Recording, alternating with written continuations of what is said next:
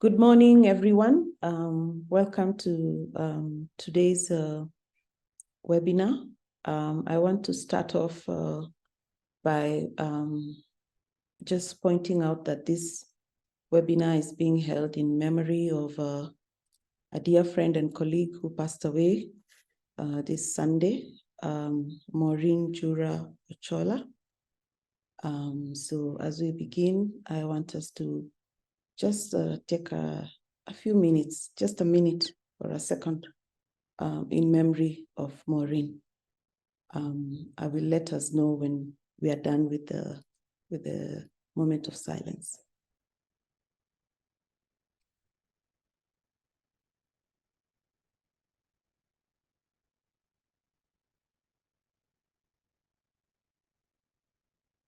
Okay, ready now. A few housekeeping rules. If you have any questions, please post them in the Q&A. I will not be able to see what you post in the chat, so it's easier if you post the questions in the Q&A. Again, a warm welcome to today's webinar. I want to start off by posing the question whether you've ever heard of safeguarding policies, and are you aware that life transitions affect more women in terms of career progression than they do men? And would you like to know what perimenopause or menopause means and how employers can step in to support the segment of their staff going through this transition? We want to spotlight these issues today. And I have Ms. Bertha Kowido and Dr. Njoki Fernandes. I also have in the background my team, Salome Asena, John Sunday, and Anne Chelotti. They'll be working with us through this 2-hour session. Our webinar today is Fairness in Gender, Perspectives on Making the Workplace Fit for Women.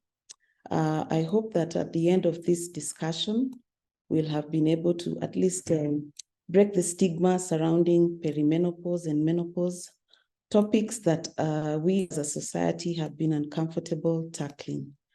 We also hope that through this webinar, we shall share perspectives that will seek to improve the experience of women and those in transition, as well as their friends, family, work colleagues, and the companies they work for, actively seeking ways to help them not feel overlooked. I'll now go to the profile of our speakers today. Ms. Bertha Kowido is a seasoned HR professional with over 12 years of experience in human resource management.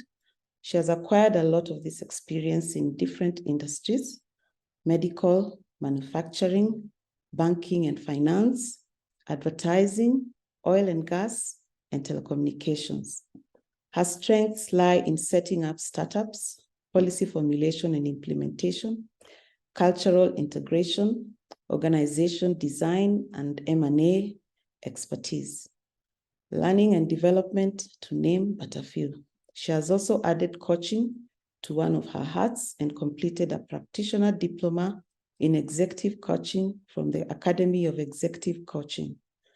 Bertha holds an MBA Human Resource Management from the University of Nairobi, Executive Certificate in Labor Laws from IHRM, and a BA in Social Sciences with a focus in Psychology from Moi University. She is also a full member in good standing of the Institute of Human Resource Management. Dr. Njoki Fernandes is a consultant obstetrician and gynecologist, healthcare consultant, and lecturer in reproductive health in Kenya Methodist University. Dr. Njoki is a consultant obstetrician and is passionate about wellness in women, assisting them to maximize their wholesome potential. So we now move on to the issues we want to talk about. And I'll go directly to panelists and pose the question: what are safeguarding policies. Good morning, ladies and gentlemen. I would like to talk about safeguarding policies. Safeguarding policies are actually policies that are put in place by organizations to protect the interest of disadvantaged and vulnerable employees. And in the case of, in our case, with regards to our topic, we would get safeguarding policies that actually are put in place to protect the interests of women in the workplace. So these policies advocate for equity and equality within the workplace. And also such policies would also be put in place to ensure that in case these vulnerable groups feel not well represented, then they can be able to voice their views without fear of retaliation from the company.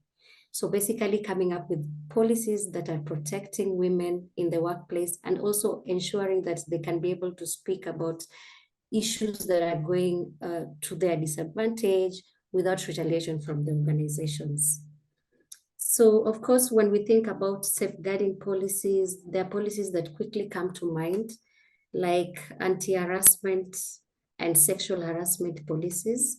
I know that in the Kenyan laws, it's mandatory for an employer to actually have a sexual harassment policy in place and even statements around sexual harassment. But sometimes we forget to also talk about anti-harassment because there are also other harassments that women can experience in the workplace, be it bullying, sometimes it's direct or indirect.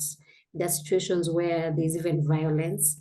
So having policies around, being vocal about non-tolerance to harassment, not only sexual harassment, and having, what happens when, some women are harassed, is there a process of reporting complaints? So you can find policies also around disciplinary and grievance handling, because then if you're bullied, that is a grievance. And if it is not addressed, it can actually become a dispute. So having policies around grievance handling or complaints handling, so that women feel secure and feel safe, that if I can actually speak up and I can actually report if harassment if I've experienced harassment or even sexual harassment.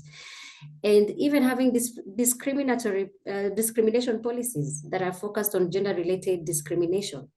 We are advocating for gender and inclusion and equal opportunity in every aspect of employment. So there are companies that actually even have discrimination policies that spells out what is a discrimination. And so it makes women aware when a discrimination is going on. I can go further to even mention parental leave policies that actually address women issues. And of course, with that, I will talk about them having, very conducive maternity leave policies. I know in Kenya what the law requires is 90 calendar days for women, but is it really practical? Is it really good even for the profitability of a company in terms of, because we know research has actually shown that workplaces that have women as part of their workforce experience a lot of increased profitability. And it is because of the fact that women are naturally would want to excel. Women naturally are also empathetic and contribute to a better working environment. So then it has an effect on the profitability. So it's very important for an organization to consider making the maternity leave cover better, maternity leave policy better. Companies are doing 120 working days. Others even do 6 months.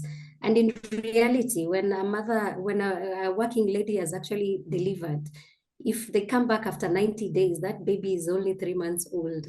And this means that the mother will still constantly be thinking about the baby she's left at home. So considering making the maternity leave policy better, it's also one of the safeguarding policies that can actually protect the interests of women and advocate for equity and equality within the workplace. Even with the onset of COVID, we've seen many companies taking up remote working policies and hybrid working policies. These policies are actually really, really beneficial to women in the workplace. Majority of women in the workplace are in the reproductive age.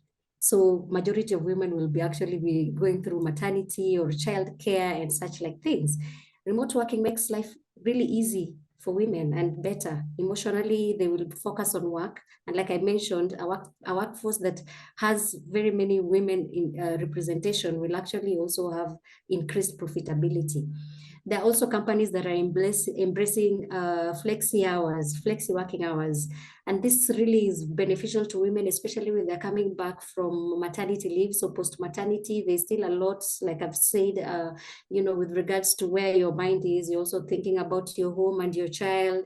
Flexi working hours will actually reduce that pressure to the woman, and then they will be able to concentrate on work. I'll also mention policies around compensation, remuneration, salaries, and benefits policies. If a company has policies that are guiding how salaries and benefits are actually spread across the organization, across positions, then women will feel more secure because you're not worried that a man who you are with in the same position is probably getting better salary and benefits compared to you, because this is well structured and it's being adhered to. Rewards and recognition. That is also a policy that should actually be well formulated and also to cover women in the organization. Have very well set out eligibility criteria for your rewards and your recognition. Women will actually feel safe and they will also feel competitive in such a space. And even our recruitment policies, we can make it to be a safeguarding policy. How? We can be very deliberate and say in every recruitment, we want this percentage of female representation. In all positions within the organization, we want this number of female representation. And let's actualize it in situations where we've gone through the recruitment process. The policy says we would need 5 women in this section, in this department, but we were not successful. We did not get a woman to be placed in that position. Let's actually re-advertise. So such actions by organizations deliberately will increase confidence in the workplace for women to participate and for their voices to be heard. And finally, I can mention having a very well-representative succession plan in place for talent development. Organizations usually have succession plans for critical roles within the organizations. And of course, critical roles are better paid roles because they're critical to the success of the organization. So checking that the succession plan, the successors to these critical roles, are women well represented. And succession plans should always be reviewed on an annual basis. As you go through your review, are you checking that the male and female representation is fair? So when an organization actually has such a plan in place that is well representative, the confidence for women in that workplace is actually increased. And like I said, there will definitely be increased profitability for an organization. Thank you, Helen. Thank you. So I've had issues about DEI, diversity, equity, and inclusion. So would you say that organizations would need like a DEI policy over and above having all these other things you have enumerated? Or are they incorporated or embedded in most of this stuff you've talked about? So all these policies can actually be embedded in the whole DEI agenda and consider the position of women and the representation of women in the workplace. DEI is a global conversation right now, and actually companies that are embracing DEI and representation of the less vulnerable, and the less represented group of employees are becoming more attractive. With time, you're realizing that actually having good policies in place are actually increasing the branding of a company and even the retention of the workforce within the organization. Okay, thank you. Dr. Njoki, do you have anything you'd like to add? Yes, very interesting discussion from Bertha around policy. But I was thinking just to tweak what she's saying a little bit. about equality. You see, women and men can never be equal. So if we have the same kind of assessment for both, then many times women will fall short, especially if you're a woman who is, you have a young family, or you're expecting, or you're breastfeeding. So the assessment, I feel, should have different parameters. Because if you say, for example, you're supposed to clock 160 hours a week, men can easily do that, isn't it? The men can work 24 hours, they don't need to go home. But for a woman, putting them at the same criteria for compensation or for promotion, I think there need to be different ways of assessing output and productivity. Is it work done? Is it number of, I don't know if it's in accounting, how many balance sheets have you balanced, or whatever it is, without thinking about the time factor? Because women naturally will tend to be, we will always fall short in that area, because if you're supposed to leave at 3, the woman is ready to leave 3:01, she's out because she's going home. But the men can push up to 7 because his wife reached home at 4, isn't it, to look after the kids. And if you're expecting, if you're going through pregnancy, sometimes some pregnancies are difficult, which makes it difficult for some women to do certain jobs. And I think in the policy that should be clear, especially jobs that are a bit more manual, industries that require a bit more physical effort. Thinking about manufacturing, I'm thinking about the airline industry, I'm thinking about not necessarily desk jobs that require a bit of more physical activity. There need to be policy around how do we deal with women who are expecting, because it's even a physical risk. Sometimes you can imagine someone is an engineer, an electrical engineer, and they have to climb a mast to fix, I don't know what, or some high wall, or to get into the engine of an aeroplane. You know, a lady who's 36 weeks pregnant cannot do that. So there should be policy that actually even prohibits these women from getting into such jobs, but it is actually intentional. But if you say they are the same, they'll be compensated the same, then they will be expected to do the same kind of physical activity as men, which sometimes is not physically possible. So those are just my thoughts. Okay, you've brought in an interesting aspect. We keep talking about men. So how do we, let me rephrase it. What role can men play in, creating a workplace fit for women, that's accommodating of this being that goes through periods? I've just had you speak, and I've thought about guys who have endometriosis, adenomyosis, and still have to show up. You are, let's say, a company secretary, you have a board meeting, you have to show up and, wear this mask, and everything is fine when you're dying, or you are heavily sedated, with painkillers, and you have to show up and, do a good job. So how do men, how do they become allies in promoting safe workspaces for women? I think I can go first. Interesting, actually, also to react to Daktari. Interesting view that you had over there, which I agree with as well. I take it back to culture.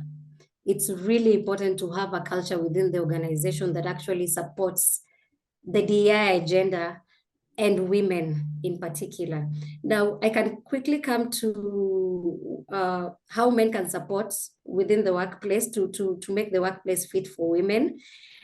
First of all, this is not a competition between men and women. It's about, having an all gender inclusive workplace, because together we can really thrive and the organization can be better. So we need the men actually to also support women in making women, get seen and recognized within the organization. If the leadership is actually intentional in even creating an environment and a culture where discrimination is not supported. Let it be clear. You enter a company and you can clearly see that this is an equal opportunity space, and it is being led by the leaders. The leaders are walking the talk. Then it will be very easy to get men to support. So such a leadership can actually ensure that we have senior male leaders who are actually championing DEI and even championing matters around women. When they are championing this, then they can be able to understand the challenges that women face. We might be assuming that they know our challenges and probably they're just not supporting, yet maybe they're not aware. I've had situations where actually we are having conversation and you realize, oh, this guy never noticed that actually women go through such when they come back from maternity leave, for example. So then it will make it easier for men to become better equipped to champion the needs of women within the workplace and even champion the necessary changes that an organization needs to put in place. We can even have men mentor women. There are some industries like Daktari mentioned where you get that because of the nature of work, men are more than women. Similar to even in universities where there's, say, engineering being offered, you could see that a class is full of men and you get only one lady, right? Get men to mentor women in such spaces, in engineering spaces. In the industry where I'm in, we have such situations where men are more than women. Now, if we have a mentorship program where we are assigning women to certain men as mentors, they're going to work together and also now prepare the lady who is alone in this space for higher positions in the future. And also we are building a very strong working relationship that will help to close the gender gaps. And male colleagues can also just openly let women lead conversations and contribute to conversations and acknowledge the contribution of women. When in a normal meeting setup, you will get that more men than women will actually be talking. So when we have champions within these departments and spaces, then men can consciously let women also lead conversation, let women also be heard. I think those are some of the things that actually men can do to support women within the workplace. Yeah, thank you. Dr. Yes, just to chime in there, what can men do? I think, how do I put this? By being kind, I don't know, because all these men have spouses, they have sisters, they have daughters, and all men understand the struggle of childbearing, of family, and it is actually, I'm a doctor, but when I get home, I'm a mother, I'm a wife. So my career is left at the door and I'm expected to be a mother, I'm expected to be a wife. And we know there are some people in certain careers who even delay childbearing because of the nature of their job. And it can cause problems in the home because the man wants a child and you're telling him, I'm an engineer, and where I am, I'll be made to climb telephone poles, or I'll be made to climb up the roof, or I'm a flight attendant and I might be requested to fly when I'm in early pregnancy and I'll be nauseated, I will not manage. So people tend to delay some family roles because of career. But if we had men in that workplace surrounding this person, then they would feel that they are better able to cope, because only women can bear children. Only women can breastfeed. Only women can get pregnant, yes? But these women are also expected to be as productive as the men. So if these men can be understanding, you can see the lady is visibly pregnant. Please do not give her an assignment, or if she's given an assignment, offer. Tell her, look, I'll take this one for you. You do the other one. I think you can go home now. I'll take your assignment from there. because we have to support the women who are bringing forth the next generation, and only women can do that. So if men are a bit more sensitive and a bit more kind and a bit more supportive, then you will find that women will even be more daring in taking on family roles, which we must do. And you find also, unfortunately, that women are waiting until they're much older to start even thinking about family, and it has other physical complications. So let's encourage each other, let's support each other, let the women be supported by the men, then it can work better. Okay, so what I'm hearing from both of you is the need also at the workplace to have like conversations around these issues. And so the question I want to pose is, would you encourage, because I know there's a company, there's an organization that has what it calls affinity groups, and they use these forums to talk about, taboo topics, like, Bertha said that, do we even know whether men know what we go through? So such groups are used to, talk about all sorts of things, because transitions in life don't only happen to women, they also happen to men. When this person, one day he's sporting a beard, then he shaves and has a goatee, or he has this new haircut, starts going to the gym, buys a sports car with, or buys a Mercedes convertible, the spouse is wondering what's going on with my partner, or starts seeing like, the younger one looks better than this version I have at home. So would you recommend that we like destigmatize some of these topics and actually encourage conversations to start, not just at home, but at the workplace also? And how do we go about making it, a safe space to be able to share and not feel like you're judging me, or, now you're going to like poke fun at me or laugh at me, Yeah. If I could go first, I think that is the conversation around becoming. I call it the journey of becoming. Because if you join an organization in your 20s, you're young, it's your first job. But what's going to happen is that you begin to get family responsibilities. Yes. As you grow older, you settle, you get a wife, you get kids. You cannot behave the way you were behaving when you were in your 20s, when you joined the organization. But hopefully there are men mentors who are able to walk you through this journey of becoming. And maybe they're not just mentoring you by speech, they are mentoring you by action. So that then you're able to be, as you're changing in your life, you're moving with the season. And at this age, this is expected, at this age, this is expected. If they see a young man trying to buy a Mercedes convertible in their 20s, they'll tell you, hold on. Maybe that's something you can do later, So the season of becoming, I think, is a season that needs to be mentored to help them through the transition. Okay, thank you. Bertha? Yeah, I could also comment on that, and still takes me back to leadership. I believe that when leadership is walking the talk, everybody else within that organization is going to follow suit. And even in being intentional on having very well calendarized women forums or meetups, because such opportunities will present a platform for women to discuss their challenges.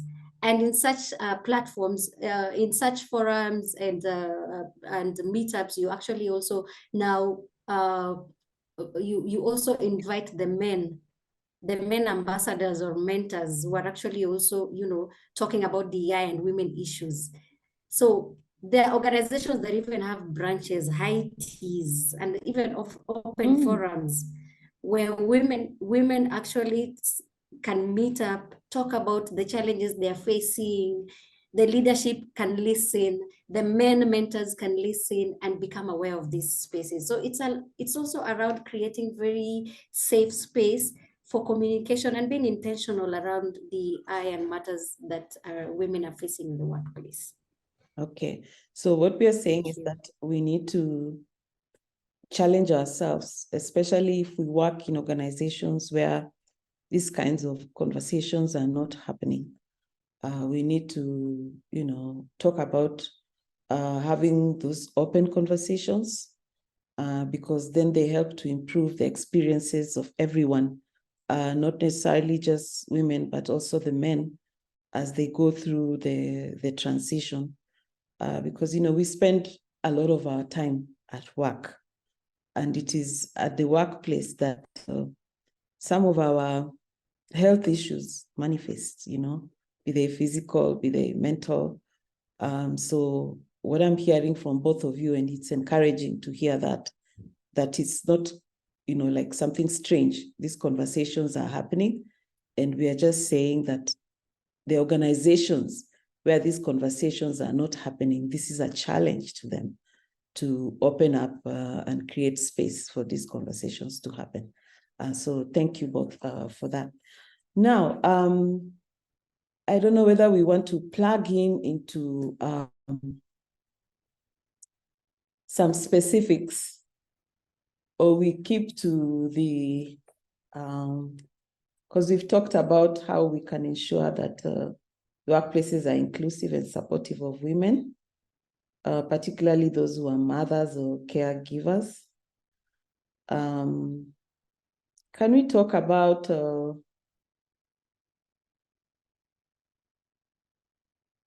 how the workforce can enhance women's health equity at all life stages? Yeah, can we talk about that?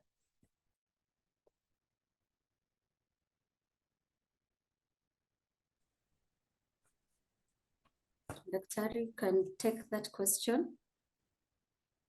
I'm sorry, I missed it. You said how the workplace can, I lost you for a minute.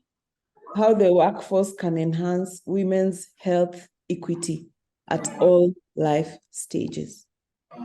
Okay, that's an interesting question and a very broad one. Women health equity, okay. In the workplace, we have, again, women in the whole spectrum. We have the very young ones who are just starting off in their careers. We have the middle-aged women who are actively into family. And then we have the older ones who are now, approaching retirement, maybe the ones who are menopausal. You have women who are very healthy, and you could be having women in the workplace who have chronic ailments, the hypertensions, the diabetes, arthritis, mental health conditions, and they're all part of the community of the organization. So the idea is to see how each one of them can be looked after and how each one of them can find expression in their unique situation, and how that they are able to work, and their work is rated by the output of their work and not by their physical situation they find themselves in. So you cannot be discriminated against because you have arthritis, and so maybe you limp and maybe you walk a bit slowly, and so maybe you're not able to take part in all these corporate team building activities, but you're very good at your job. You cannot be discriminated against because you have struggled with depression, and so maybe you've gone in and out of hospital and you're really trying to cope with your situation. You cannot be discriminated against because you're expecting a child and it's a rough pregnancy. Pregnancies are unpredictable, so you're having a bit of a rough time. You've been put on bed rest, and you're still trying to cope with productivity. So there needs to be number one, policy on to because again, also looking at it from a company perspective, work must happen and there must be certain goals that must be met at the end of the day. And being a woman is not an excuse for not being productive. So there's that balance. But by our health policy, by the way we provide even things like lactation rooms for women who have come back to the office and they still want to continue with exclusive breastfeeding for up to 6 months or even longer as WHO has required. So do we provide a lactation room, which is that safe space where the woman can come and express her milk, keep it in a clean place, take something warm as she's doing that and take it home to her child? Do we have policy around flexible working hours so that a lady who has got a little baby maybe can start working from home and then, get to work a bit later when the traffic has actually reduced? Because you realize sometimes you spend a lot of time in traffic when you can actually move when the traffic is reduced. Same thing applies for a lady who's looking after a very sick child or a very sick spouse, someone who is going through a difficult situation at home. How do you support them? Because women are naturally the nurturers, we are the caregivers.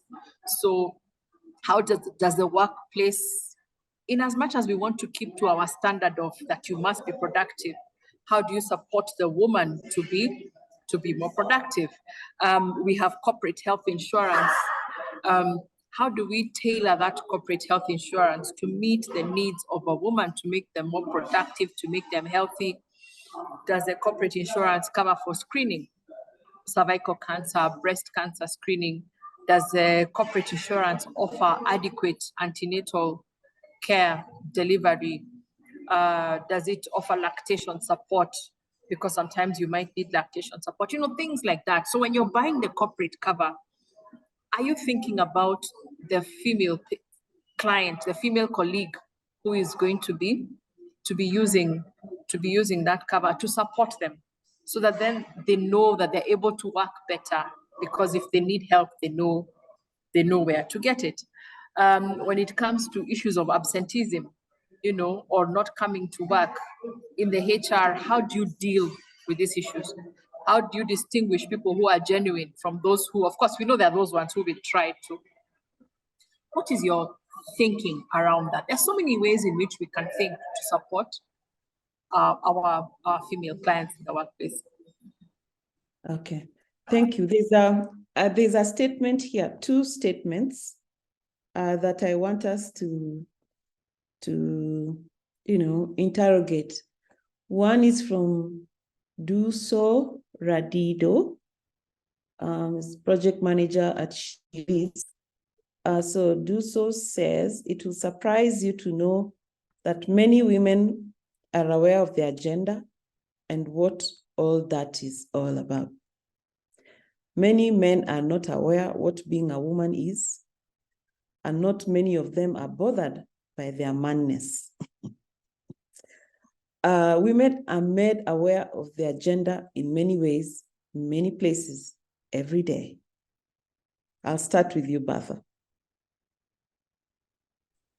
Exactly. I agree with him, and takes me back to the comment I made in terms of we might assume that the men around us are actually aware of the challenges we are going through as women, but unless we voice it, but also we need to voice it in a safe space, a space that has good structures, good policies that are protecting us, safeguarding us. We started by talking about the safeguarding policies that are even protecting us from retaliation if we express our challenges and we express the discrimination that we feel is going on in that space.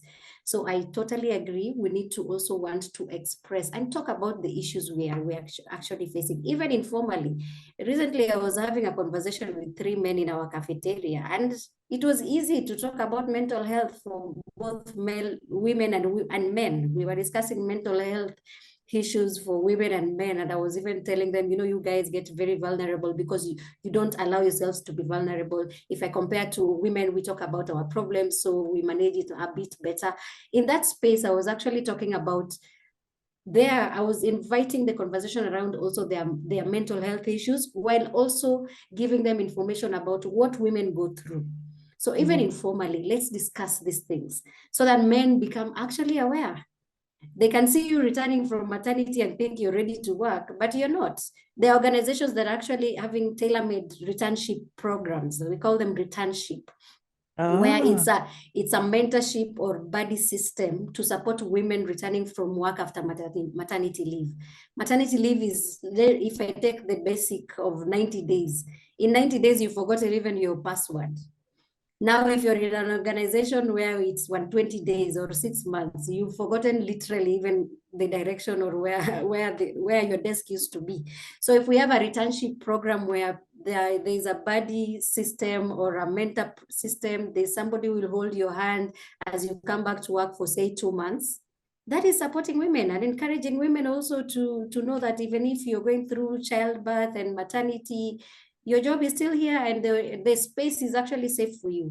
So let's have this conversation, formally or informally. It will make men more aware of the challenges we are facing. And this buddy system, this returnship program, you've just educated me on something here, Bertha. Returnship programs.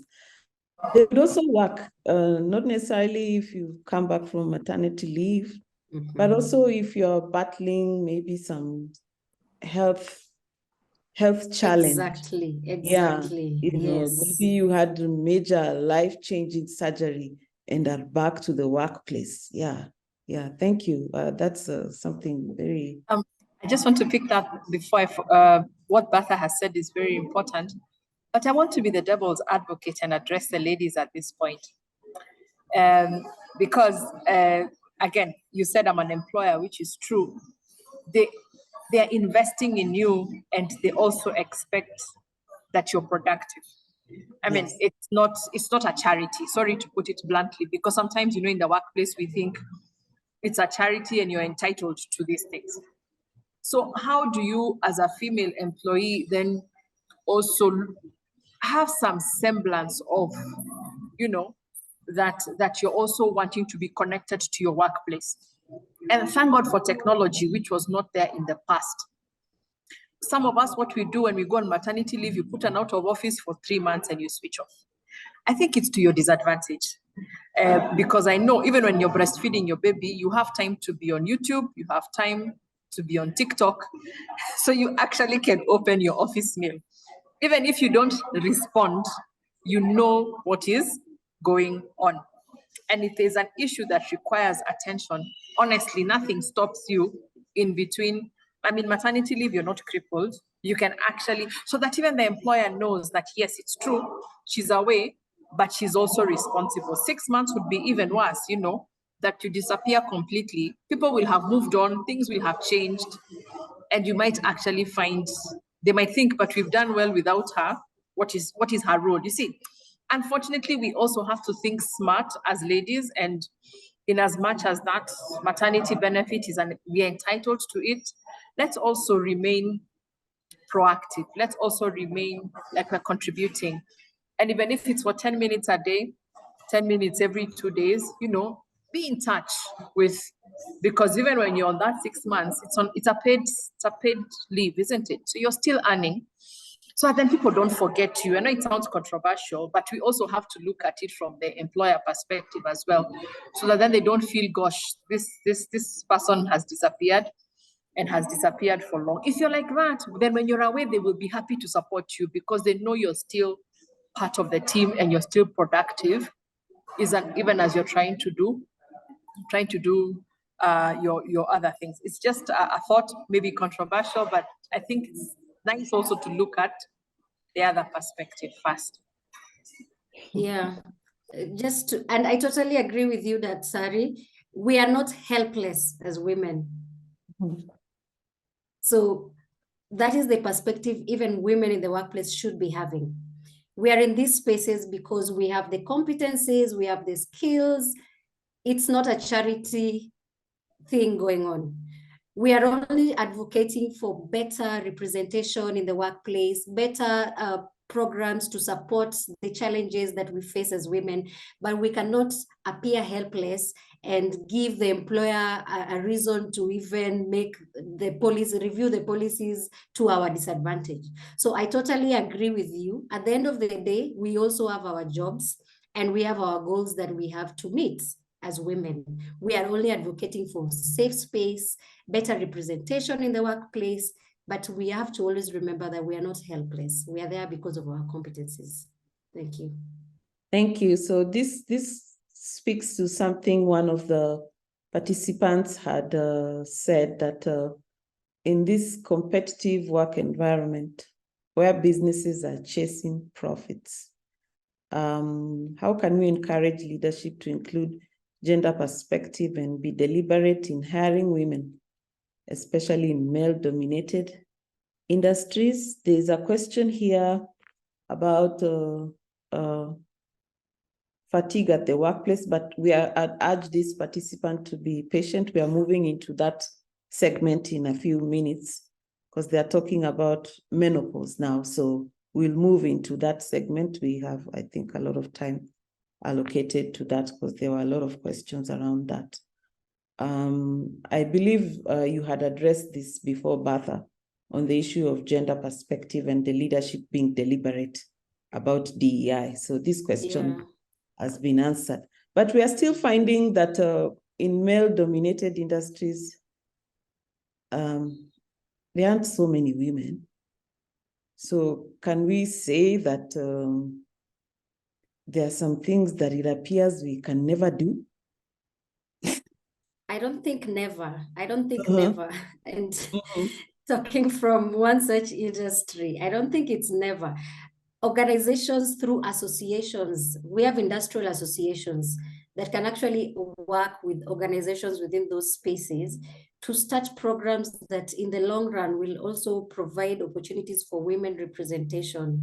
Say, start early on even reaching out to universities that, I'll talk about engineering, for example, universities that provide the engineering degree and encourage girls to enroll for such, through industrial associations. So in the long term, you actually find that we have a pool of women in this so-called male-dominated industries. So there's something that actually the society can do to ensure that actually we have this pool of ladies in these so-called male-dominated industries. And I'm seeing a trend. I'm seeing a large number of women actually in spaces where when I was in high school, probably would think that profession is left for men. I'm seeing so many women taking it up. So we should also work to talk more about the fact that, yes, there are actually ladies engineers. Yes, there are actually lady doctors like Dr. Fernandes here. Yes, there are actually lady scientists, to encourage even more girls to participate and get into such spaces. I know in ICT, we have girls in ICT, and we are encouraging many girls to join, ICT and related sciences professions. Such initiatives can actually ensure that we have a pool of women who are actually in this space. Now, if you find yourself that you're already in this space and you're the only woman probably among men, that attention that you're already getting by the fact that you're the only gender, the female gender in this space, use it to your advantage. You can leverage on the relationships you have with these male colleagues within this space. And this can help you cultivate a psychological safety space for you to express yourself, for you to even challenge yourself further.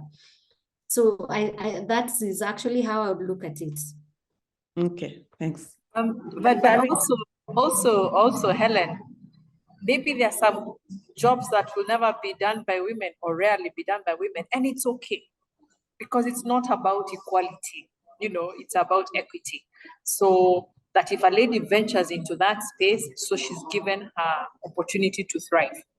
But of course, by their very nature, and remember, like I said, only women will be carers, only women will be mothers, only women will be looking after children and looking after the family. And that is one role that tends to be incompatible with many of these jobs. And so if you choose to be a mother, if you choose to be a caregiver, if you choose to be the sacrifice comes naturally because you know what is more important. Then it becomes nurturing your family. And we know even in what we call stable jobs, office jobs, teaching jobs,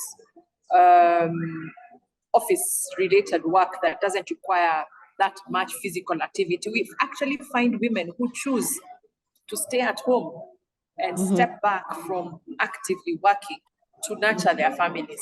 How much more in those engineering jobs and architecture and I don't know, hydro, God knows what, those very, very manual physical jobs, then you will find that ladies will step out sooner to be able to do a very noble thing, which is to look after their families. And I'd like to encourage ladies, it's only for a season, it's for a time. After that, you can always go back and pick it up and move on with whatever it is you need to do. Yeah, now that you said that. Go on, Bertha. Sorry, go on. It actually resonates with me. I took a break with my first child, first time mom things, and stayed with her for 10 months because I could not trust anybody with her. I couldn't. But then I went back to the workplace again, and here I am. So it resonates, and I totally agree. So you had someone work with you in the returnship program? At that time in that organization, we didn't have that returnship program. But like I'm those people who actually says you have to pick yourself up and chin up. So that's exactly what I actually, the sky was actually the limit for me. But it happens. Women actually, sometimes we are faced with those choices that we have to make. Yeah. There's something Njoki has said that actually got me thinking that when you go to places like Mombasa, I don't know about Kisumu, but when you go to places like Mombasa, Lamu, you actually don't see female fishermen or boat captains. It's predominantly men. Even the deep sea divers, predominantly men. Yeah, so I kind of like see where you're coming from, that there are some things, are just going to be typically male dominated, and it's all right. We don't have to. Yes, you can imagine those guys who go to the sea to fish, they go at 2 a.m. I mean, really, you as a woman, you can say I'm equal to them, so I also want to be there at 2 a.m. Is it necessary? The answer is no. It's okay, so sometimes it is good for us to accept our space. Doesn't mean we are different, doesn't mean we are inferior. We are just doing different things, and society needs all of us. Yeah, so it's good. Yeah, so Emmanuel Luhazo had a comment on Facebook, so I'll just read his comment. Oh, I forgot to mention that we are streaming live on Facebook. And again, participants, thank you for joining us. We are waiting for your questions in the Q&A section. So Emmanuel Luhazo says, we need a society of equal rights that allows a woman an environment to develop and grow. There's a comment from Victoria. Susan Kahema says, oh, wow, the internship program and the body system support sounds very good. So Bertha, you and Susan, I think at some point will exchange notes. Victoria Simiyu, I think she was responding to what both Njeri and Bertha said about, so when you're on leave, don't just switch off, because she's saying that this is true. She used to proceed with her submissions. I presume this is a lawyer, because only a lawyer can use the word submissions. I used to proceed with my submissions during maternity. You need to remain relevant. Okay, thank you for a very interesting first half. Now we move to the second half, and here I want us to tackle perimenopause and menopause. There's a comment from someone here, because one of the things that we need to understand is this transition for women affects them in so many ways at the workplace and at home. But I want to talk specifically about the workplace, because this is the difference between them getting a promotion or not. So, Daktari, maybe you can start us off by defining for us what perimenopause is and what menopause is. I know there are about like 48 symptoms of menopause, but there are like 4 in particular that seem to really give people a lot of grief. Hot flashes, anxiety, weight gain, lack of sleep, and irritability, being moody. Yeah, so let's start off with, what is perimenopause and what is menopause? So menopause is a season, yes, in this continuum of becoming. The same way, and it's a season in the reproductive life of a woman that started at menarche.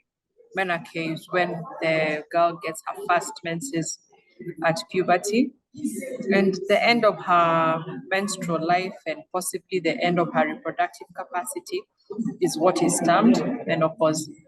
And we know that the menstruation or the reproduction is a sum total of many hormonal interactions and many hormonal changes.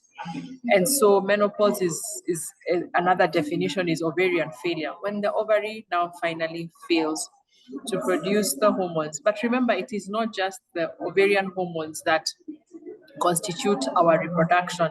You have hormones in the ovary correlating hormones in the pituitary and hormones in the hypothalamus. So it's a whole axis thing. And when there is cessation of hormonal activity, it is not just menstruation that is affected, but the whole body from head to toe. Yes, we focus on symptoms like hot flashes and irritability and forgetfulness and insomnia, but menopause actually affects most, if not all, body systems. So it is a big change for the woman. And I think, okay, in some senses, it's to celebrate that you've actually made it that far in life, that you've hit your 50th birthday or 45th birthday, or, it's a good thing. But unfortunately, also menopause happens when people are at the peak of their careers, at the peak of their life, when you need to be most active, most productive, because you're more senior in your organization at that age. You're not just starting out at work. You have more responsibilities. And so you can't afford to slow down. You cannot afford to be in that space of it's bringing you down, but unfortunately it does. So it's a transition that need not be too stressful, but sometimes it is. For some women, it's a breeze. You can't even tell. And for others, it is a tragic story. So the idea is to be aware that it's a gift that comes to all women. I call it a gift because if I experience menopause, it means I've been around long enough. Perimenopause is the time before the menopause. And in the perimenopausal phase, we actually get certain symptoms that already can begin to tell you that ovarian function is reducing.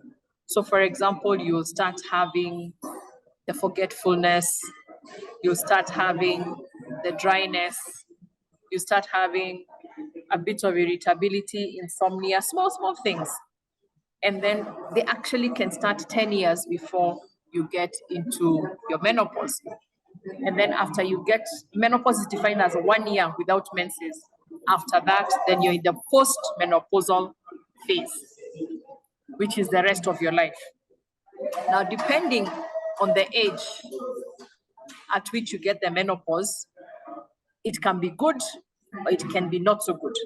If you get menopause when you're a bit young, then that means we have to deal with a longer post-menopausal period and deal with the challenges of that, yeah?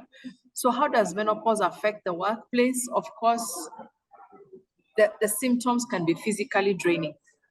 So you can imagine if you're having severe hot flashes, you're waking up 3 or 4 times in the night.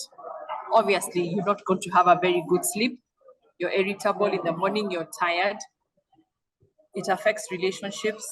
in the office because you're the boss, you're the director of HR, and you're having a terrible time yourself. Obviously, you will not be very good to the people who come to you because they need your help, or the director of finance, or the CEO, or so life. Everyone doesn't want to touch you. Around you, they walk on eggshells. But you see, that's not a conducive work environment.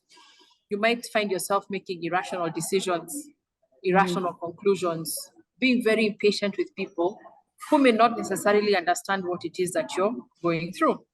And you might have the same situation at home with your kids, with your spouse. So you're like a live wire. Everyone is just avoiding you. Some people get into depression because they think, oh my gosh, I have not achieved much. So they like kind of go through a midlife crisis. And this can be a problem in that the choices they begin to make are a bit dubious, kind of, because you're trying to catch up on things that you've not done when you were younger.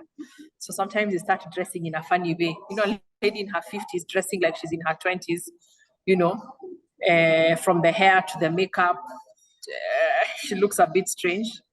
And then even socializing, you find them in clubs that are frequented by young people because they want to feel badoniko, you know, kind of thing. And even their relationships could change. So it's a whole new, and again, menopause is different for every different person. There's no formula, there's no structure. We have guidelines, but it's a very unique experience for every woman. So I think, how do we deal with it? I don't know, just to be aware and to have many conversations and just to be very supportive, both the patient going through the menopause and those people around her, because we need to work together to make it pleasant for every person. Yeah. So this fatigue and lethargy is also one of the symptoms that accompany menopause. Yes. So how would you advise women to cope better? So if you're waking up in the middle of the night because of hot flashes, or I'm sitting in a meeting and then I get my private sauna moment and I have my fan and people are looking at me like, what's going on with this person? Do we change what we are eating? Do we change how we are dressing? Bertha, I'll come to you. I think it's just, okay. I'll come to you shortly. The people who survive menopause the best are the ones who make a joke out of it. The ones who laugh through the symptoms. So that then, you know, because you could be having your sauna moment, as you're saying, and everyone around you is very uncomfortable because they don't know what to say, they don't know what to do. You can imagine you're the CEO or you're the head of finance and you're presenting numbers. As it is, it's stressful because those numbers are not making sense and the body's on your case. And it is during that stressful moment, then the hot flash decides to come. Really, yeah. But if you joke about it and then everyone laughs with you instead of everyone wondering, guy, now what do we do here? You know, and sometimes it's good to tell them in advance, you know, when you see me sweating, just know I'm okay, you know. So sensitize people, make fun about it, involve them in your transition. You cannot hide menopause. It's a very public condition, isn't it? And when people are aware, they support you more, you know, because you will try everything, but you will still have those situations, yeah?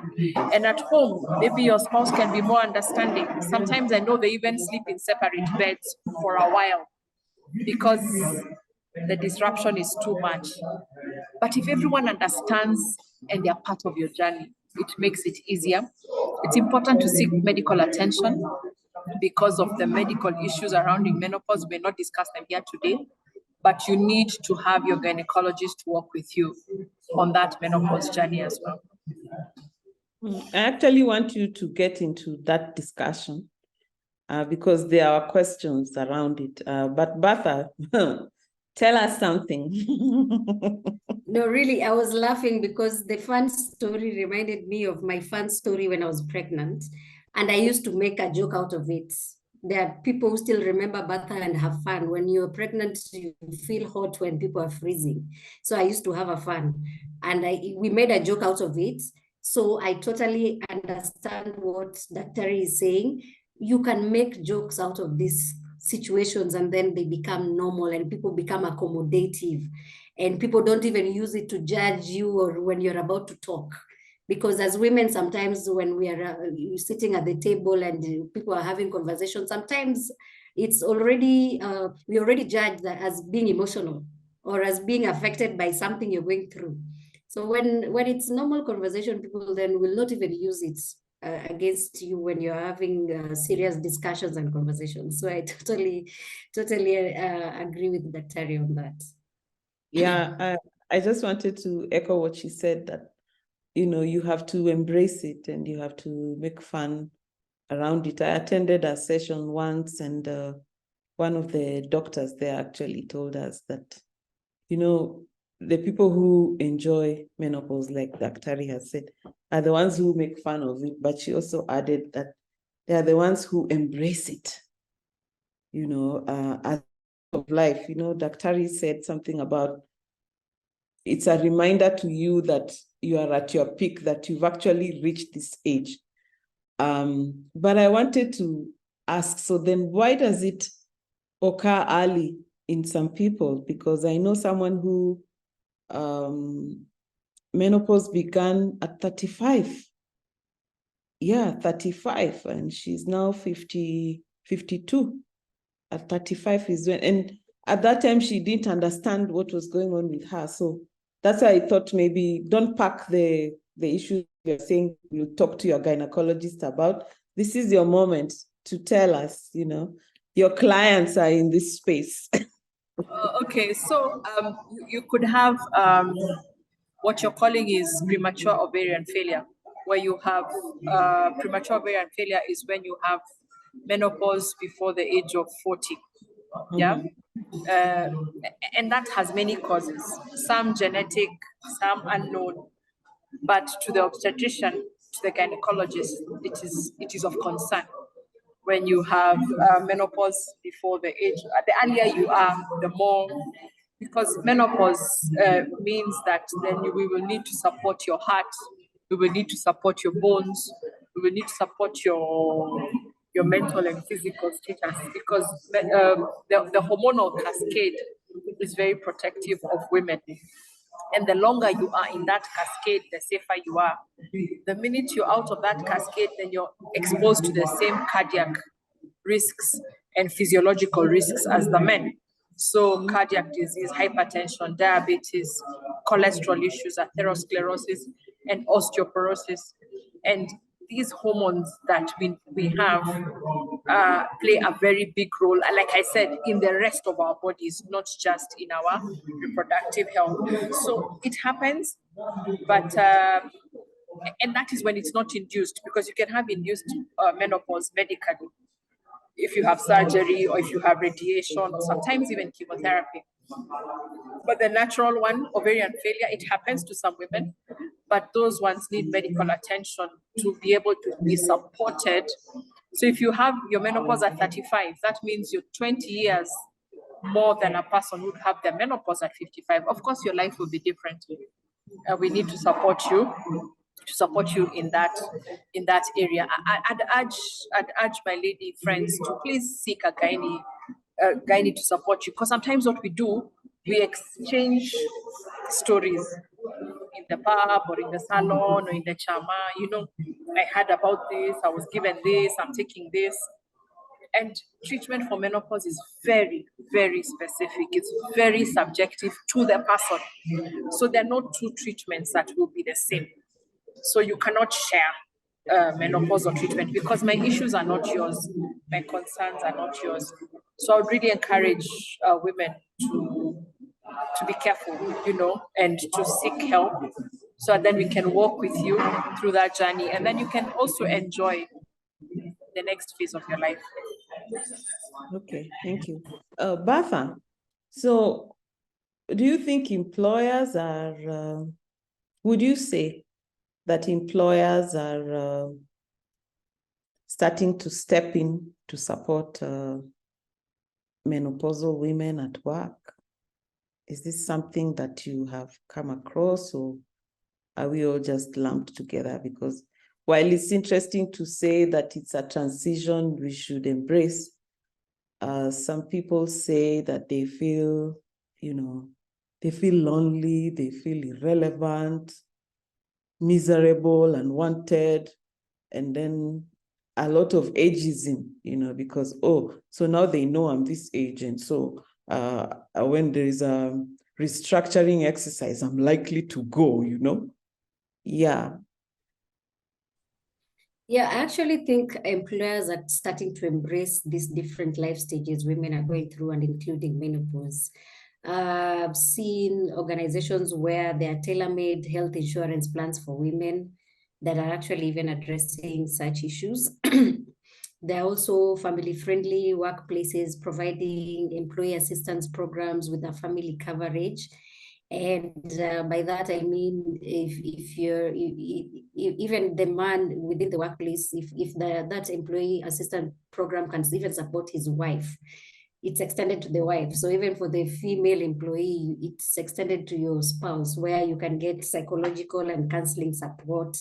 There are also companies where there are regular health talks and conversations around nutrition, because we also know during menopause, and even when we talk about menstruation and menstruation issues, there's a dietary, needed for women to be having. So I would actually say companies are actually, there's a lot of conversation around tailor-made health insurances, and even conversations, and even health talks, regular health medical checkups. We get such, in organizations nowadays, especially in October, during the pink month of October, where conversations are around cancer. You get a lot of medical camps within organizations. So probably just to go deep and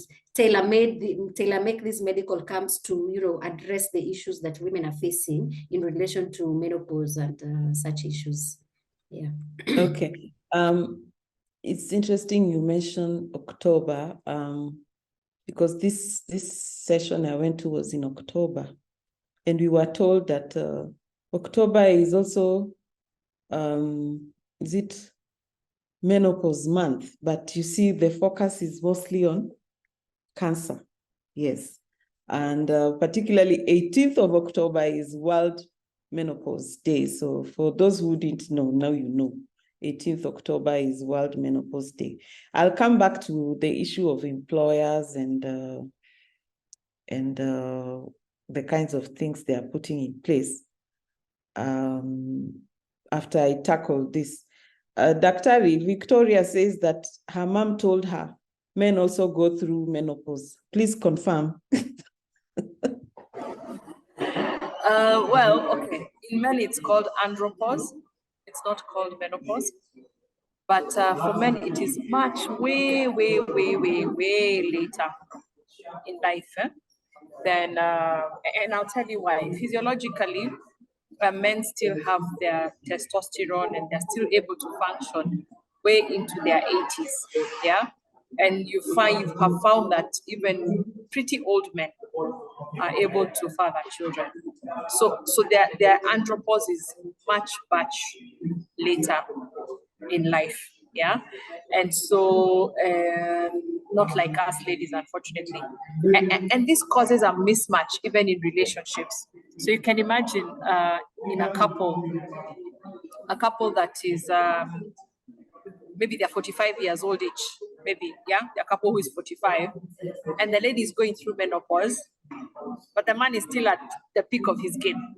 He is still way up there at 45, and the woman is already declining. So you can see there's already a problem. And if there's not effective communication and intention, there will be a problem in that relationship, because then their life stages are different. 45 is the peak of life for a man, and for a woman, she's already declining, especially sexually because of menopause. So andropause is what, just to answer the question, but it happens much later in life. And maybe before I leave, I can answer Horace's question. He doesn't know what a sauna moment is.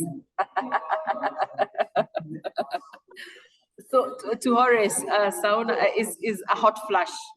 You know, when you have a hot flash, we call it a sauna moment because it starts by a heat wave, and then the person begins to sweat, and it's copious sweat. So that is we said we laugh about these things, so we wouldn't call it a hot flash, we call it a sauna moment, just to make it lighter. Yes, private sauna moment. Yeah. You said something about a couple who are both 45. So the man is actually, like in his prime, and the woman is going through this transition. I'm avoiding using the word declining because I think also menopause comes with some good things, and I know you said it's different for everyone. Some people may experience libido challenges. Others, it's way over, the roof. So just to take us back to when, our parents' generation or our grandparents' generation, is that then why there was polygamy?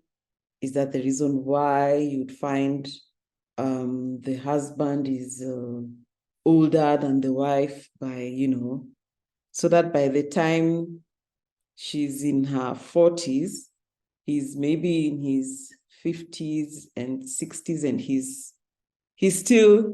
hasn't yet reached andropause. Can help to explain some of those things we would look at and would be, that's true. Such That's a true.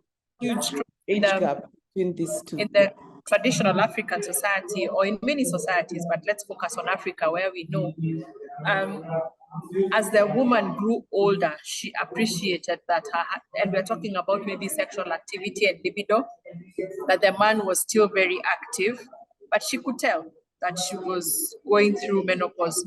So they had this thing of, instead of him wandering, she would, and it is the first wife who would actually recommend a woman to come to the home to help her with work.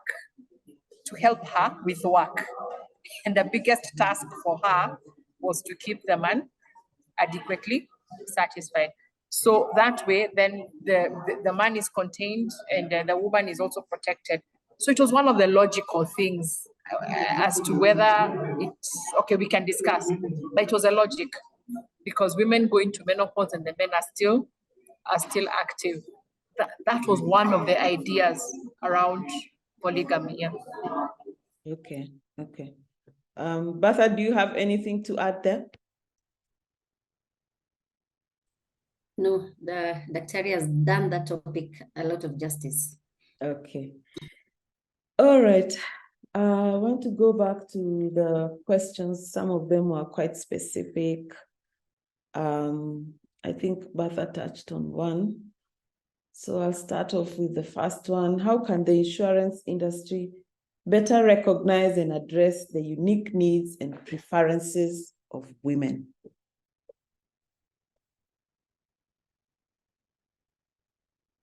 That's a good question. And I think the insurance industry tries very much. Okay, they can do better, but I think they try to be sensitive to the clients. And I think also then to the HR. Remember, the people in HR are the ones who buy the product. So I would challenge you, as you're buying your product, to be very sensitive to the needs of your female clients. It might mean that you will have to pay a bit more to customize these products, but I think if as an organization you're intentional about looking after the health needs of your women, especially maternity and even menopause issues, you will commit to spend a bit more to this. So insurances are very ready. they're very compliant, and they're happy to support women, but they respond to the needs of the client. So if the client says this is what we want, I'm sure there will be a product designed for your need. Okay, so it's then a fallacy to say that there are no wellness plans that address, some of these issues that women face through the menopause transition, because the assumption is that then you'll be on supplements, and some of these medical insurance covers, they don't have that provision for supplements. It's an exclusion.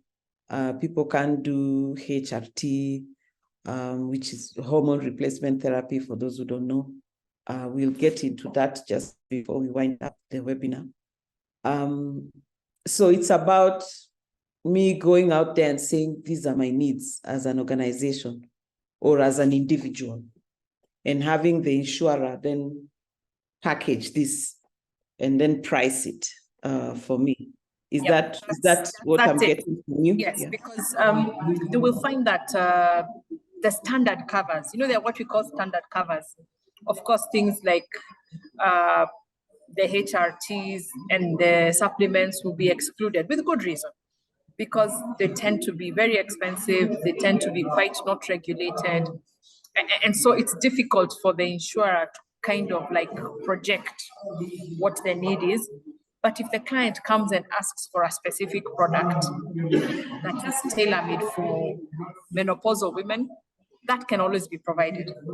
And they will price it, and they will come up with all the issues around it. The insurance industry is there to serve the needs of the people. So you just ask, you agree. Of course, it will be a bit more expensive than the standard cover, which is understandable. But if the organization feels that's the way they want to go, they should. Okay. Before we get to that, Bertha, do you want to answer Grace Karaoke? DEI ni nini? What is DEI? I can answer, and then I'll also comment on something Njoki mentioned as well. So DEI is diversity, equity, and inclusion. This is a global agenda just to ensure, to help organizations and workplaces to be cognizant of the diversity, and to ensure there is equity and inclusion for all vulnerable and disadvantaged groups within the workplaces. So you can actually read more on DEI, and it's part of sustainability, which is really something big going on right now globally. Mm-hmm.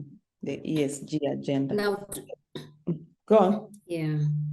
Now, just to add on to in situations where organizations don't have the capacity of even now paying premiums for these medical insurances that can support women, I think within their own internal wellness programs, organizations can become aware of these needs, and also work in partnership with women to make the burden less, more bearable, even in terms of cost. There are situations where you can come up with probably allowances as part of your rewards policy that can offer assistance in terms of the cost that a female employee would incur when they go to the hospital, maybe to get supplements. Maybe you can say there's 50% subscription that the organization will contribute to that cost, and it can be reimbursed to you. So it's about making,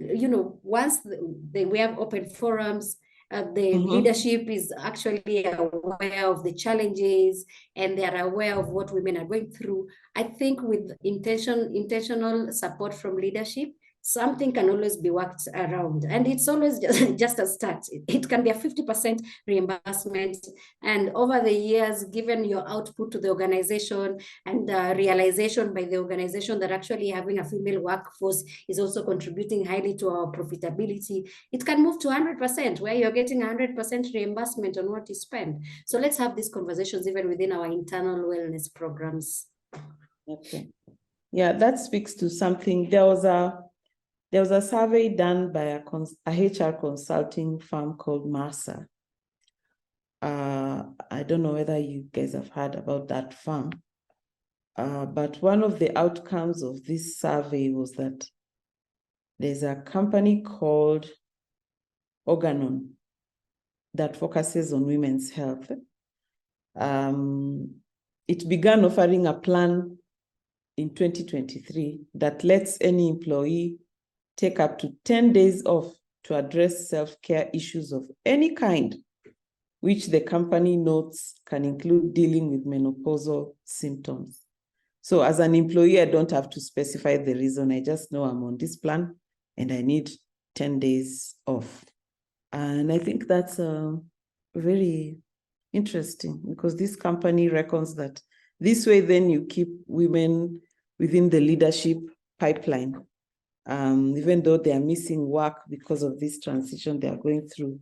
You know, I need this self-care time to deal with maybe my moodiness and my irritability. And I would also encourage women to seek therapy. Yeah, seek therapy to help with the mental health. I wanted to talk a bit about the wellness plans that we have in our companies, because I have looked at some of them and I really always wonder, what's the point? So you have a wellness package in the office. What does it do? What's the point?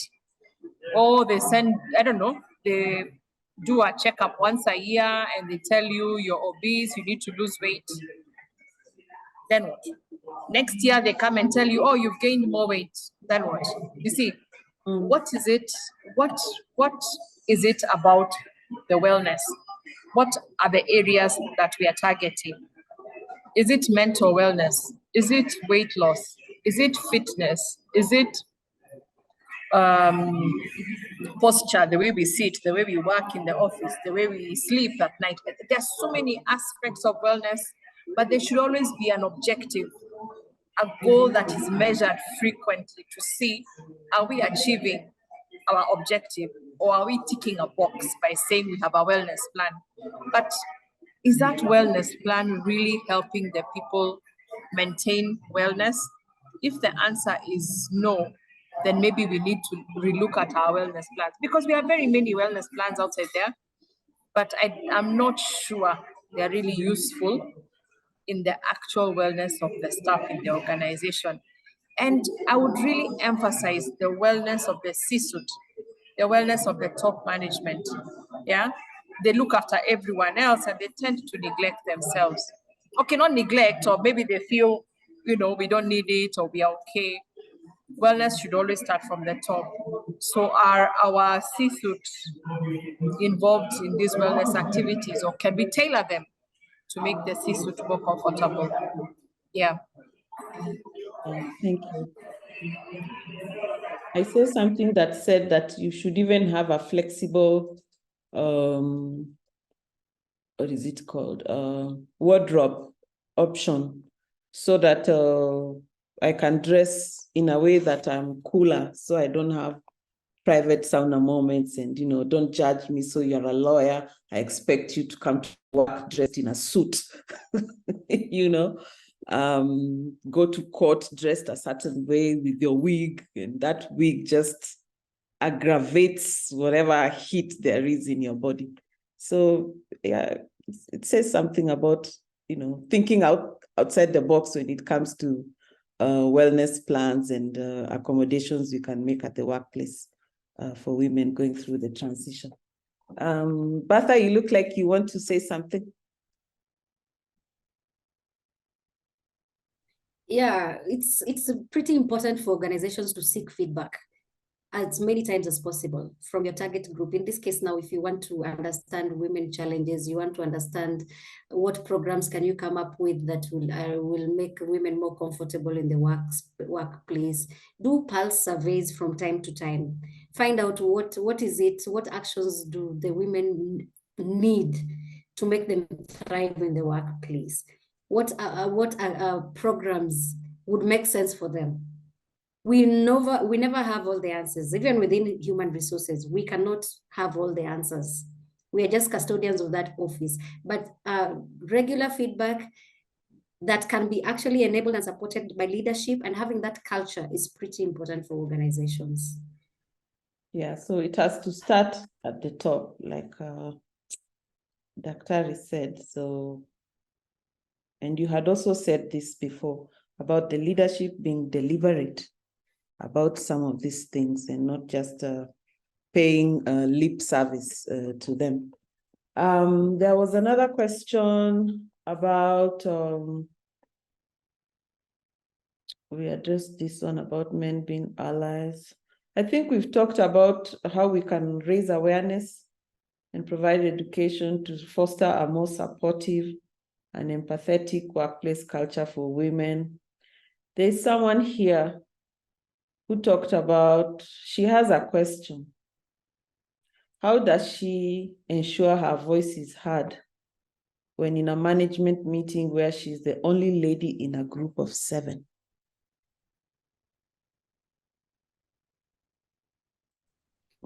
And this happens more often. There are situations where you get, especially in organizations where they are not deliberate in ensuring that there's an all gender inclusive teams, be it in the board, be it in the executive committee, and even in mid-level management. You'll find that you are alone. You could be the only woman among many men. So like in the case of this participant, I would say, like I mentioned previously, already being alone among 7 is attracting attention to you. Take advantage of that attention in terms of, and first of all, you didn't get into that space because by luck. You definitely have competencies and skills that have made you to be in that space among the 7 men. So take advantage of that attention you're getting, leverage on the relationships for results. The relationship, you must leverage on relationships among the 7 men. It's so natural for men to be lobbying. Men lobby all this time. Women shy away from it. I don't know why. I would advise you, lobby as much, be competitive as much. Make it your business to participate in the AI initiatives in that space among the 7 men. And don't ask for permission. Take initiative, be brave, and trust yourself to think critically about decisions. So for me, it would be it's a good platform you already are on, and it's also giving you a platform to negotiate for other women to come and join you in that space. So take advantage of the attention you're getting, because you're already getting a lot of attention by being the only woman, and leverage on the relationships that the interpersonal relationships among the 7.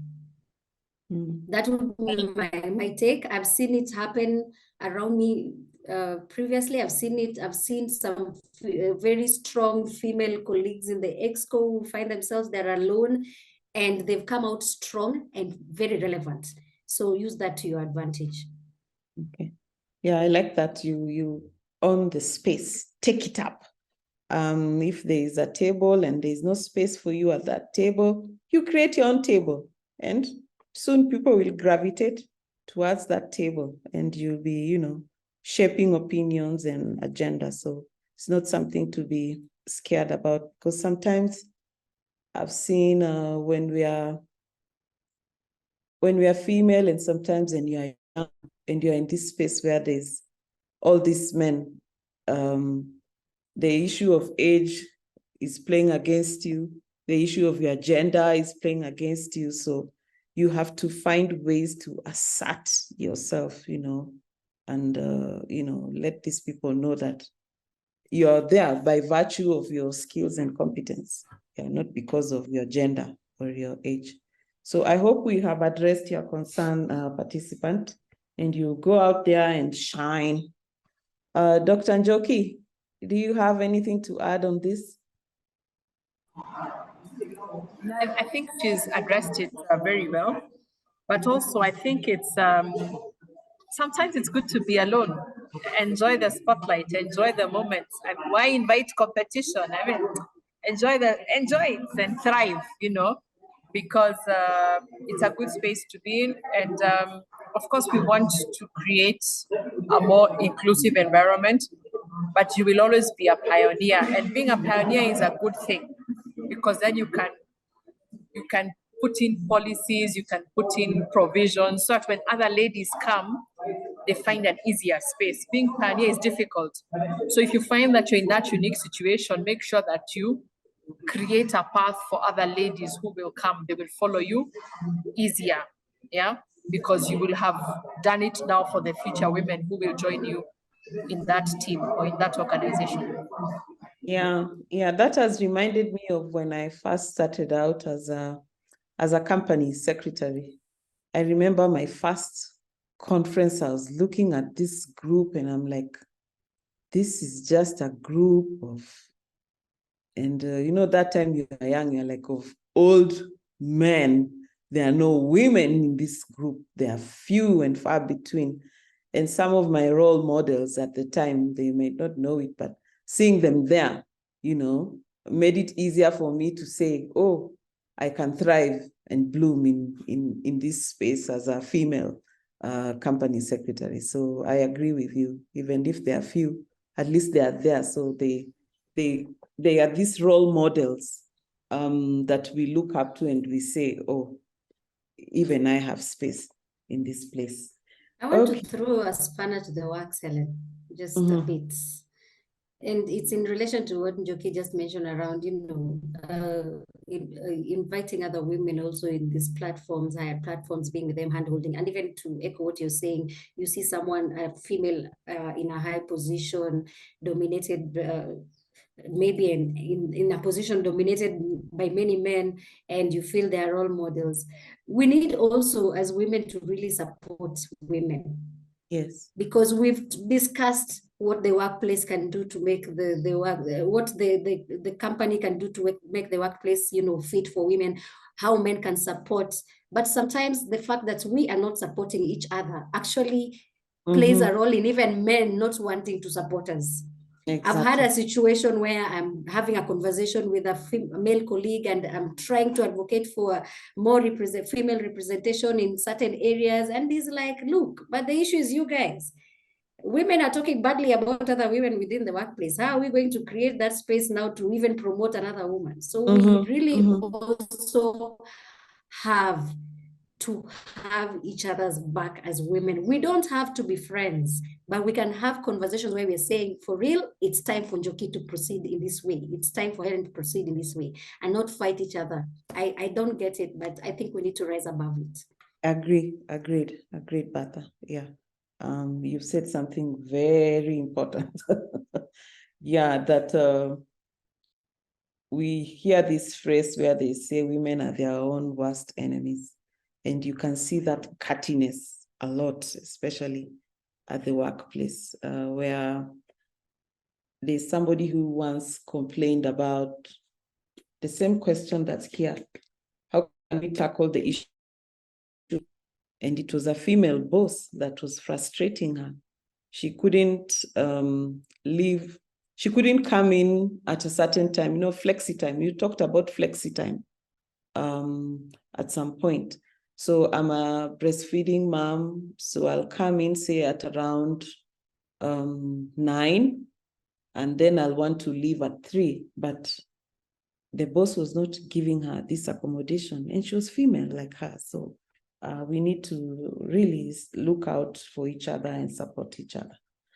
Do you still want to tackle this question about maternity leave? Because this person, I think, was just, they were ranting. They are feeling like, how is it in 2023 we still face bosses who believe maternity leave is a privilege and penalize pregnant women such as no training and development opportunities? Wow.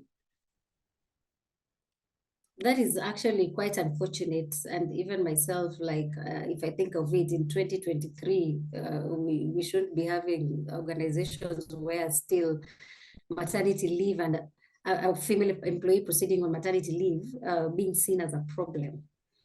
I would say in such an organization, probably HR should support with a lot of data around the impact of having women in the workforce. Always even supporting your arguments with data is really important. So I would say HR in such an organization has a major role to play creating awareness with data on the impact of having women and the importance of having women in the workforce, giving data about the issues that women face and how organizations can support, at least with data, because the data currently is actually showing that organizations with a large number of women are actually very, increasing in profitability, because women are more empathetic, women create better environments for supporting each other. And when, there's a good working relationship in a job, in a company, then of course everybody is happy and there's a result in terms of profitability. So I would actually advise that in an organization like this, HR must work with data to support why having women in the workplace is important, and why even having better maternity leave allocation is, a plus in such an organization. We don't really have to do the 90-day calendar days maternity leave in this day and age, if you ask me. Add something on top of it. Make people want to be in that organization because of a policy like a better maternity leave policy. I can assure you right now, even with what is going on in terms of the fact that there's a cash crunch and organizations cannot afford even to pay, well. People are not leaving organizations. Very few people can leave organizations right now because of a salary raise.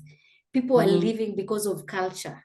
People are leaving because of how they feel, the job context within organizations. So it's good to be cognizant of these, policies that will make women want to be part of your organization. And women are really loyal. Like they can really stay with you and be productive for a very long period of time. Okay. Thank you.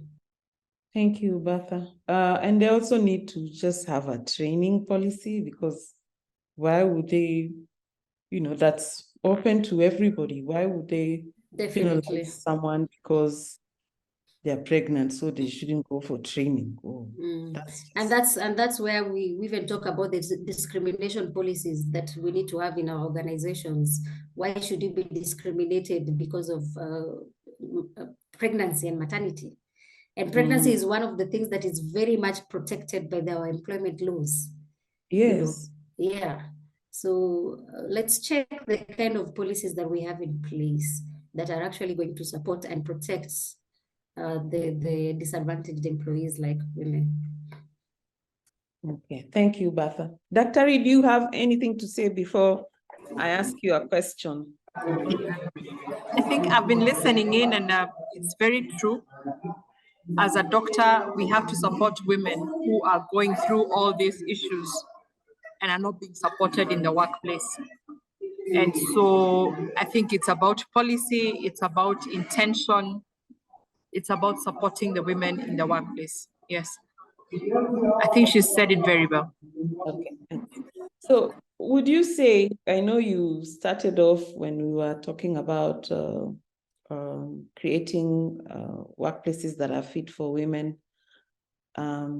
You did talk about how, as a medical practitioner, you have created these kinds of spaces yourself. So would you say that the medical community as a whole, are they doing enough, especially for women going through menopause? That's an interesting question, because even the medical community and the medical practice can be hostile to women. It can be a very difficult place for women to work. It's difficult. You work long hours, you do calls, you do long shifts. If you're a surgeon, it's even worse. You call in the night, 2 a.m., 4 a.m.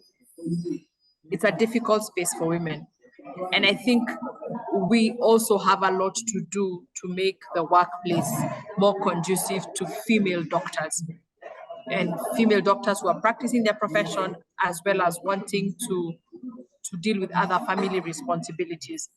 That is number one. Number two, I think also we need to work collaboratively with the HR institutions and HR managers to make them aware about the ways in which they can make the workplace more conducive and what are the negative effects of some of the policies that they're having on women.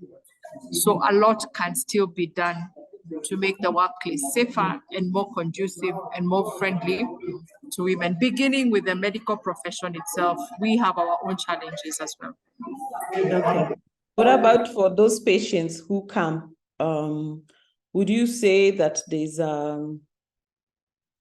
I had it described elsewhere as a menopause management vacuum among physicians, leaving patients to experiment, with their own treatment? Maybe this is the part where you tell us more about HRT and the options available on HRT, or anything that's not HRT related, that's a natural remedy for dealing with some of these symptoms that come with menopause. I saw somewhere that there was a new pharmaceutical drug that has come out to help deal with hot flashes and anxiety. And I was like, I'm sure many women will take this up once it comes to the, into the market proper, because this was in the US. It's true, there's a lot of information mismatch, and we are also not confident to talk about menopause, also because it's not a simple topic to discuss. There's so many facets, it's a bit complicated. It takes time, it's emotional, it deals with so many people, but I think we can do more. We can engage more to really give correct information. Also because people are spending so much money on the wrong things. So correct information so that we get the right information and then the right support for ourselves and our menopausal colleagues, so they can continue still being their best even as they're working. Okay, thank you. So would you encourage that one first try natural remedies, or go immediately to, to see Dr. Njoki, and then Dr. Njoki will recommend whether you need to be on HRT treatment? Because they also come with their side effects, some of these treatments. Yeah. So HRT is not for everybody. It's not a treatment that is for everyone, okay? There are specific indications, specific timelines, specific dosage, and very specific to the patient. So the first step is always to see your doctor first, because then we're able to assess you and see what you need, where are the gaps. If you need HRT, we'll tell you. If you can try national remedies, which ones?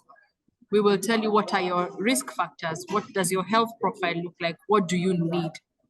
Okay, so the first step is always to see your doctor, not even when you're in the menopause, before perimenopause, so that we walk the journey together. Yeah, but you would agree that we are having more conversations now compared to, our parents' generation and the other generation, because I never heard about menopause from my mother, from my auntie, never. So, and even from other, going back to what both you and Bertha said about women lifting each other up, even from other women who are in the C-suite, who are like your bosses, never had. You just hear those jokes about private sauna moment, and you're wondering, what's a private sauna moment? I said,